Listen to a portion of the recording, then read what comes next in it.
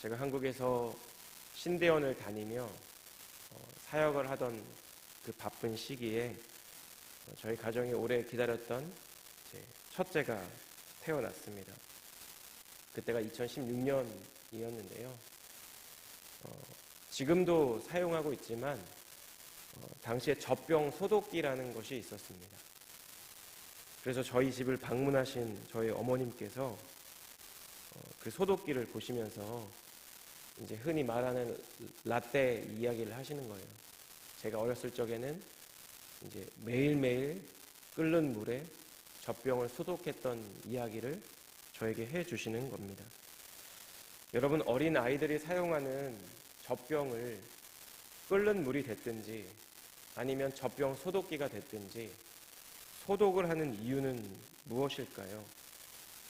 말 그대로 아이들의 잎에 직접 대는 젖병을 통해 세균이 너무 쉽게 전염될 수 있기 때문입니다. 보이지 않는 세균을 제거할 수 있는 가장 확실한 방법은 세균이 살아갈 수 없는 고온의 물에 젖병을 담가두는 것이고, 그렇게 해야 소독을 할 수 있기 때문이죠. 여러분, 제가 이 서두에 왜 젖병 소독기 이야기를 꺼냈을까요?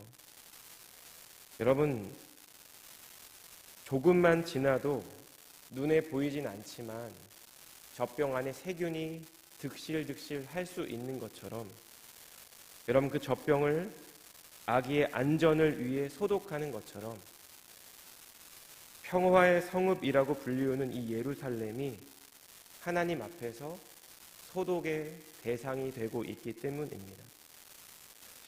오랜 세월 동안 쌓여져 내려온 온갖 우상 숭배와 불의와 탐욕과 음란과 죄악들이 기존의 방식으로는 씻겨 내려갈 수 없는 수준이 되었기 때문에 하나님께서는 마침내 예루살렘 멸망이라는 방식으로 이 죄의 문제를 해결하기로 결정하셨다라는 것입니다. 여러분, 에스겔서를 묵상하는 게 참 어렵죠. 설교를 준비하는 것도 어렵습니다. 제가 7월달 한 달 동안 에스겔 본문을 묵상하고 설교를 준비하면서 빨리 이 7월이 갔으면 했는데, 여러분 아시죠? 8월에도 에스겔입니다. 그런데 그럼에도 불구하고 심판과 관련된 말씀을 묵상하는 가운데 또 주님이 우리에게 주시는 분명한 교훈과 또 부어주시는 은혜가 있기에, 또 말씀 앞에 서 있는 저희 모두에게 또 그렇게 부어주실 주님의 은혜를 또 함께 기대하는 마음으로 또 이 시간 함께 예배하며 또 말씀 앞에 서시는 또 귀한 시간이 되었으면 좋겠습니다. 여러분, 첫 번째로 심판을 준비하시는 오늘 본문의 말씀을 통해 우리는 다시 한번 말씀 앞에서 우리의 삶을 돌아보아야 한다는 것을 생각해 볼 수 있습니다. 저희가 묵상하고 있는 에스겔서의 에스겔 선지자는 BC 597년경에 여호야긴 왕과 함께 2차로 바벨론 포로가 발생했을 때 포로가 된 포로민입니다. 그리고 5년이 지난 후에 에스겔이 30세가 되던 해 그발 강가에서 그가 환상을 보며 이 에스겔서를 기록하게 되죠. 에스겔 1장 28절을 보면 그가 보좌 위에 한 형상을 보았는데 그것은 바로 여호와 하나님의 영광의 형상이었고, 이 형상으로부터 직접 여호와 하나님의 음성을 듣습니다. 그리고 8장으로 넘어가면 하나님께서는 그발 강가에 있었던 에스겔을 들어 올려서, 그의 영을 들어 올려서 이곳으로부터 800km나 떨어져 있었던 예루살렘으로 그를 인도하시죠.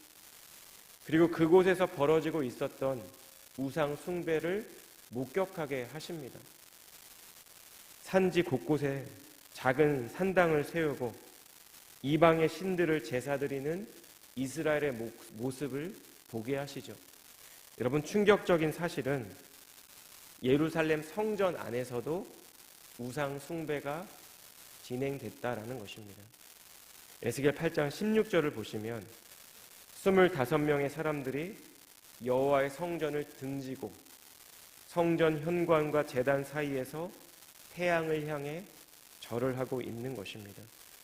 그리고 나서 오늘 본문 말씀인 10장 1절을 보면 에스겔은 그발 강가에서 보았던 그 똑같은 형상을 다시 환상 가운데 보게 되죠. 그리고 본문 2절 말씀이 이렇습니다.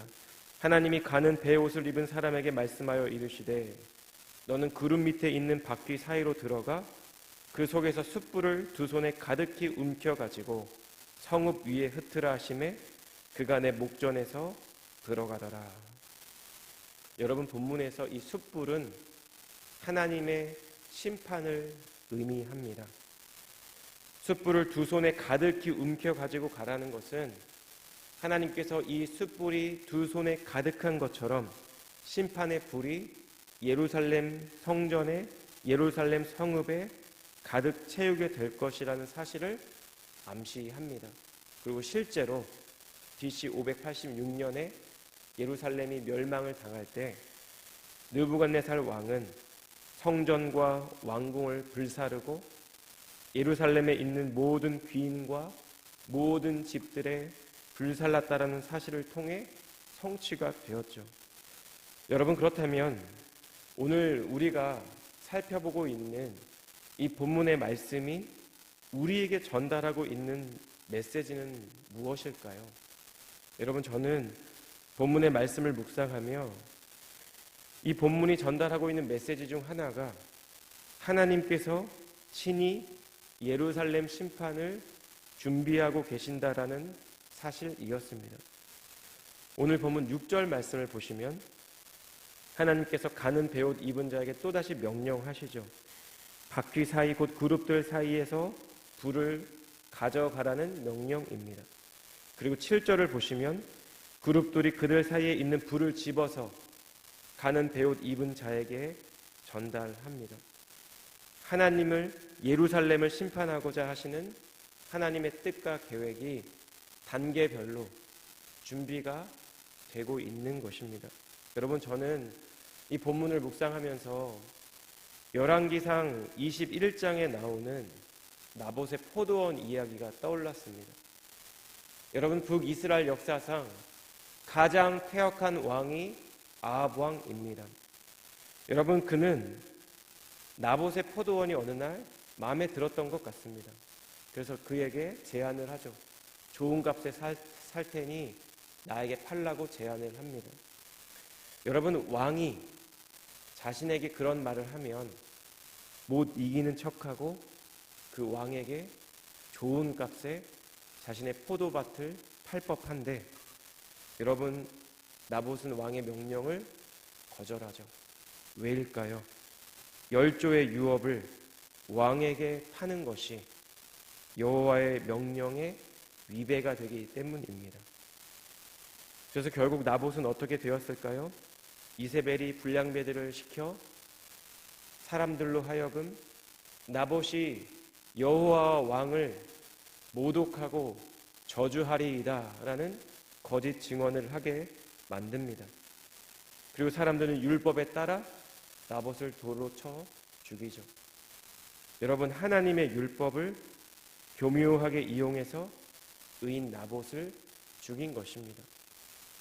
여러분, 여기까지 이야기만 들어도 아합 왕과 이세벨이 당장 하나님의 심판을 받아도 무방해 보이는데, 이 나봇 포도원의 이야기가 우리의 예상과는 조금 다르게 진행됩니다. 엘리야가 전한 하나님의 심판의 말씀을 듣고 여러분, 나봇이 옷을 찢고 굵은 배로 몸을 동이고 금식하며 풀이 죽어서 다니는 것입니다. 그러자 엘리야에게 하시는 하나님의 말씀이 열왕기상 21장 29절에 이렇게 나와 있습니다.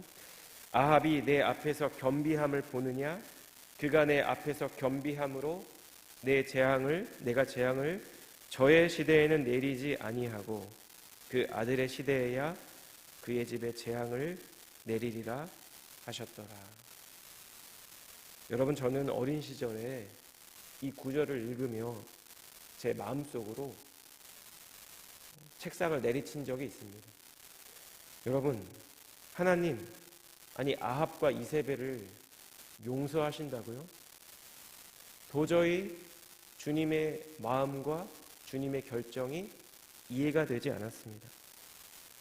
그런데 여러분, 우리가 이 말씀을 묵상할수록 여러분, 이것이 우리를 향한 하나님의 마음이라는 묵상이 드는 것입니다. 여러분, 예루살렘의 심판을 준비하시는 과정을 통해, 그 과정을 환상을 통해 에스겔에게 보여주시는 주님의 마음은 어떤 마음일까요? 출애굽기 34장 6절에 이런 말씀이 있습니다. 여호와라 여호와라, 자비롭고 은혜롭고 노하기를 더디하고 인자와 진실이 많은 하나님이라. 여러분, 그런데 이 말씀을 하나님이 언제 하셨냐면 모세를 통해 십계명 돌판을 주셨고, 그리고 그때에 이스라엘 백성들이 금송아지 우상을 만들어 사람들로 하여금 하나님을 경외하지 못하게 한 그 사건 이후에 두 번째 돌판을 모세에게 주시면서 하신 말씀이 바로 이 말씀입니다. 자비롭고 은혜롭고 노하기를 더디하고 인자와 진실이 많은 하나님이라. 그런데 여러분, 그 자비롭고 은혜로우시며 노하기를 더디하시고 인자와 진실이 많으신 그 하나님의 마음에서 심판의 계획이 세워지고 있습니다. 그 심판이 실행이 되고 있습니다. 심판을 이룰 숯불이 준비가 되어 갑니다. 왜냐하면 하나님이 예루살렘의 죄악을 더 이상 두고 볼 수 없었기 때문입니다. 여러분, 요한복음 3장 16절 말씀, 우리가 너무 사랑하고 많이 알려져 있는 이 말씀, 하나님이 세상을 이처럼 사랑하사 독생자를 주셨으니 이는 그를 믿는 자마다 멸망하지 않고 영생을 얻게 하려 하심이라. 여러분, 그런데 오늘 에스겔서의 본문 이 말씀 앞에 서 있는 저에게는 이 말씀이 이렇게 번역이 되었습니다. 하나님이 죄악을 이처럼 미워하사 독생자를 주셨으니. 요한복음 3장 16절의 이 주옥 같은 말씀은 하나님이 이 세상을, 저와 여러분을 얼마나 사랑하시는지를 나타내는 동시에 하나님께서 저와 여러분 안에 있는 죄악을 얼마나 미워하시는지를 전해주시는 하나님의 말씀이라는 것입니다. 자신의 독생자 예수 그리스도를 십자가에 내어주실 만큼 하나님은 우리를 사랑하셨고 우리의 죄를 미워하셨다라는 것입니다. 여러분, 예루살렘에 임하게 될 심판을 준비하는 이 오늘 본문의 말씀 앞에서 여러분, 무엇보다 하나님과 우리 모두를 고통스럽게 하는 우리의 죄의 문제를 발견하는 은혜가 있기를 주님의 이름으로 축복합니다. 여러분, 우리 스스로는 해결할 수 없는 우리의 죄의 문제를 해결하기 위해 결국 아들을 이 땅에 보내셔야 했던 그 하나님의 마음, 결국은 불로 예루살렘을 심판하실 수밖에 없었던 그 하나님의 마음을 이 아침 묵상하며 다시 한번 우리의 마음을 돌이키고 주님 앞으로 나아가는 저와 여러분 되시기를 주님의 이름으로 축복합니다. 심판을 준비하시는 오늘 본문의 말씀 앞에서 두 번째로 우리는 무엇을 묵상할 수 있을까요? 우리는 하나님의 영광이 떠나는 것을 두려워해야 한다는 것입니다. 여러분, 하나님이 인간에게 내리시는 가장 커다란 저주는 무엇일까요? 우리가 고난을 당하고 어려움을 겪고 핍박과 환난 가운데 있는 것일까요? 하나님이 우리에게 주시는 가장 커다란 저주는 하나님이 함께 하시지 않는 것입니다. 하나님이 임재하시지 않는 것이고, 그래서 우리의 기도를 듣지 않는 것입니다. 오늘 보면 3절 말씀이 이런 말씀이 있습니다. 그 사람이 들어갈 때에 그룹들은 성전 오른쪽에 서 있고 구름은 안뜰에 가득하며.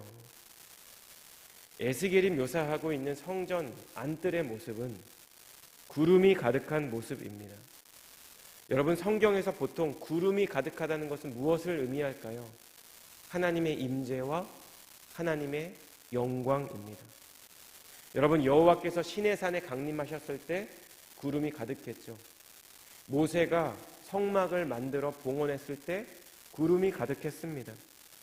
솔로몬이 성전을 완공해서 봉헌할 때도 구름이 가득했습니다.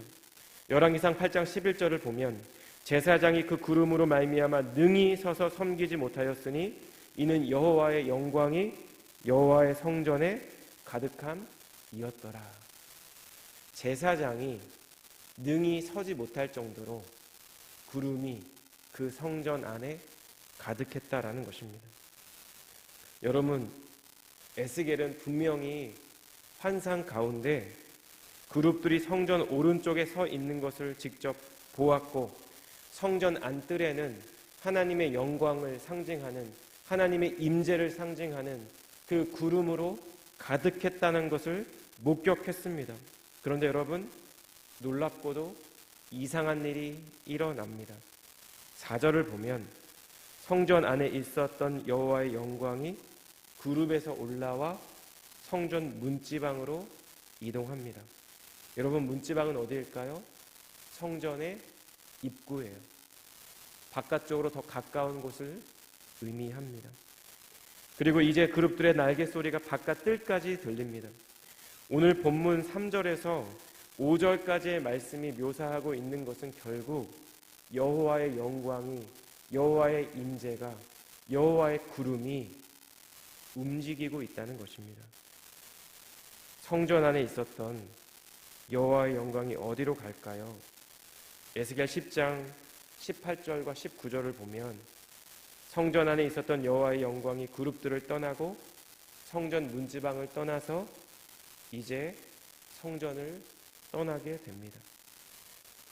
여러분, 제가 앞서 말씀드린 대로 솔로몬이 예루살렘 성전을 완공하고 하나님께 드리는 성전 낙성식을 거행한 그날 밤에 하나님께서 솔로몬에게 꿈으로 나타나시죠. 그리고 이런 말씀을 합니다.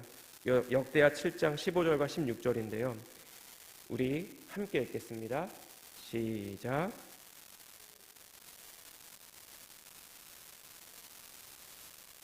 이는 내가 이미 이 성전을 택하고 거룩하게 하여 내 이름을 여기에 영원히 있게 하였음이라. 내 눈과 내 마음이 항상 여기에 있으리라. 여러분, 내 눈과 내 마음이 항상 여기 예루살렘 성전에 있으리라 약속하신 그 예루살렘 성전에서 하나님이 떠나고 있습니다. 왜일까요? 하나님의 임재와 영광으로 충만해야 할 이곳이 우상으로 가득 차 있기 때문입니다. 하나님을 예배하는 예배자로 가득 차야 할 이곳이 우상을 숭배하는 자들로 가득 차 있었기 때문이라는 것입니다. 여러분, 착각이란 무엇일까요? 어떤 사물이나 현상을 실제와는 다르게 인식하거나 이해하는 것을 의미합니다. 마태복음 3장을 보시면 침례 요한이 자신이 침례 베푸는 요단강으로 다가오는 종교 지도자들과 바리새인들을 보며 험한 말을 하죠. 독사의 자식들아. 이러면서 하는 말이 마태복음 3장 8절과 9절에 이렇습니다. 그러므로 회개에 합당한 열매를 맺고 속으로 아브라함이 우리 조상이라고 생각하지 말라. 내가 너희에게 이르노니 하나님이 능히 이 돌들로도 아브라함의 자손이 되게 하시리라. 여러분, 바리새인들이 하고 있었던 착각이 무엇일까요? 자신들이 혈통적으로, 혈연적으로, 유전적으로 아브라함의 후손이기 때문에 자신들은 하나님의 구원받은 백성이고 하나님의 자녀가 되었다라는 착각이었습니다. 하나님께서는 이 땅에 있는 흔하디 흔한 돌들로도 아브라함의 후손이 될 수 있게 하실 수 있는 분이라는 것이죠. 여러분, 그렇다면 참된 아브라함의 후손은 누구일까요?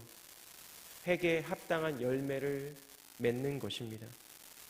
내가 아브라함의 후손이기 때문에 구원받는 것이 아니라 내 안에 예수님이 주인이시고 구세주 되심을 입술로 고백할 뿐만 아니라 그 회개에 합당한 열매가 내 삶의 자리 가운데 나타나고 드러나야 한다는 것입니다. 여러분, 내 마음과 내 눈이 항상 이곳에 있으리라 약속하셨던 그 하나님의 임재가, 그 하나님의 영광이 예루살렘을 떠날 수밖에 없었던 그 하나님의 마음을, 그 참당한 심정을 기억하며 혹시나 저와 여러분 안에 계시는 성령 하나님께서 탄식하시며 그러한 마음으로 우리를 바라보고 계시지는 않을까 생각하고 돌이켜 보아야 한다는 것입니다. 여러분, 그렇다면 우리는 어떻게 그러한 삶을 살아갈 수 있을까요? 제가 예전에 설교를 준비하다가 스펄전 목사님의 간증문을 들은 적이 있습니다. 그가 10대 후반, 20대 초반에 극심한 영적인 침체를 겪었습니다. 그의 간증문이 이렇게 시작해요. 나의 세계는 태양 없는 하늘이었다. 하나님 앞에 내 죄가 너무 중하여 아무런 소망이 없어 보였다. 여러분, 아무런 소망 없이 마치 송장처럼 살아가던 어느 날, 눈이 많이 오던 주일 아침, 원래 가려고 했던 교회를 못 가고 근처에 있었던 작은 감리교회를 가게 됩니다. 그런데 여러분, 시간이 지나도 목사님이 오시질 않는 거예요. 이 목사님에게 무슨 일이 있었을까요? 이 목사님도 눈길에 길이 갇혀서 오지 못하신 거죠. 자, 그러자 그 교회에 원래 성도님이었는지 어떤 분이었는지 힘들고 되게 말라 보이는 한 사람이 터벅터벅 단 위에 강대상 앞에 서는 것입니다. 이 당시 교회가 이렇게 매주 말씀이 이렇게 바뀌면서 그날 어사인되는 말씀을 읽었는데, 그 말씀이 이사야 45장 22절 말씀이었다고 합니다. 제가 개역 한글로 읽겠습니다. 땅끝의 모든 백성아 나를 앙망하라. 그리하면 구원을 얻으리라. 나는 하나님이라 다른 이가 없음이니라. 그런데 이 본문을 갖고 설교자가 이렇게 설교를 합니다. 여러분, 이것은 굉장히 간단한 구절입니다. 성경은 앙망하라, 곧 바라보라고 말씀합니다. 여러분, 우리는 보는 것에 고통을 받지 않습니다. 여러분의 발이나 손을 움직일 필요도 없습니다. 단지 바라보는 것뿐입니다. 바라보는 것을 위해 대학을 갈 필요도 없고 어떤 학위를 요구하지도 않습니다. 당신이 아무리 배우지 못할지라도, 당신이 할 수 있는 일이 아무것도 없는 것처럼 보일지라도, 그러나 적어도 당신은 바라볼 수 있습니다. 예수님을 바라보십시오. 성경은 나를 바라보라고 말씀합니다. 나를 바라보라. 내가 수많은 핏방울을 흘리고 있노라. 나를 바라보라. 나는 십자가에 못 박혔노라. 나를 바라보라. 나는 죽었고 묻혔노라. 나를 바라보라. 나는 다시 일어났노라. 나를 바라보라. 나는 하늘로 들리움을 받았노라. 나를 바라보라. 나는 아버지의 오른편에 앉아 있노라. 불쌍한 죄인들이여 나를 바라보라. 나를 바라보라. 그러면서 문득 그 바로 앞에 앉아 있었던 스펄전을 향해 이 설교자가 이렇게 말합니다. 젊은이여, 당신은 지금 너무 비참해 보이는군요. 당신은 앞으로도 비참해질 것입니다. 만약 당신이 이 구절의 말씀을 따르지 않는다면 당신은 여전히 비참할 것입니다. 그런데 지금 이 순간 이 말씀에 복종한다면 당신은 구원을 받게 될 것입니다. 여러분, 스펄전은 이때를 기억하며 이렇게 고백합니다. 나는 그때 즉시 구원을 보았다. 여러분, 하나님께서 사랑하시고 내 눈과 내 마음이 항상 이곳을 향할 것이라고 말씀하셨던 그 예루살렘의 심판을 준비하시는, 그리고 하나님의 영광과 임재가 이 성전에서 떠날 것을 준비하시는 이 오늘 본문의 말씀 앞에서 우리가 묵상해야 하는 것은 이렇게밖에 할 수 없었던 하나님의 마음입니다. 저와 여러분을 위해 이 땅에 오시고 십자가 형벌을 당하시며 죽으시고 부활하셔서 지금도 여전히 하나님 보좌 우편에 앉으시고 우리를 위하여 중보하시는 예수님을 바라보라는 주님의 마음입니다. 심판을 준비하시고 하나님의 영광이 이동하시는 오늘 이러한 본문의 말씀 앞에서 다시 한번 우리의 마음을, 우리의 삶을 돌아보고 주님께로 돌이켜야 하는 내 삶의 영역이 있지는 않은지, 회개에 합당한 삶을 살고 있지는 않은지 다시 한번 우리의 내면을 돌아보는 이 귀한 아침, 또 오늘 복된 하루 되시기를 주님의 이름으로 축복합니다. 기도하겠습니다. 사랑하는 하나님, 이 세상 모든 민족들 중에서도 친히 택하여 하나님 나라의 백성으로 삼아 주셨던 그 이스라엘 민족을 이제는 심판하시고자 하시는 하나님의 마음을 이 시간 다시 한번 깊이 묵상하고 생각하게 하여 주심을 감사합니다. 내 눈과 내 마음이 항상 여기에 있으리라 말씀하셨음에도 불구하고 우리 모두의 죄악으로 인해 그 임재와 영광을 거두어 가시고자 하시는 주님의 참담한 마음을 이 시간 다시 한번 묵상하는 귀한 시간 되게 하여 주시옵소서. 말씀 가운데 깨닫게 해주시는 주님의 마음 안에서 우리 안에 있었던 죄악에서 돌이키는 은혜를 더하여 주시고, 나를 위해 죽으시고 나를 위해 부활하신 우리 주 예수 그리스도를 바라보는 오늘 하루 될 수 있도록 하나님 은혜를 더하여 주시옵소서. 우리의 삶 가운데 그렇게 행하실 주님께 감사드리며 이 모든 말씀 예수님의 존귀하신 이름으로 기도드렸습니다. 아멘.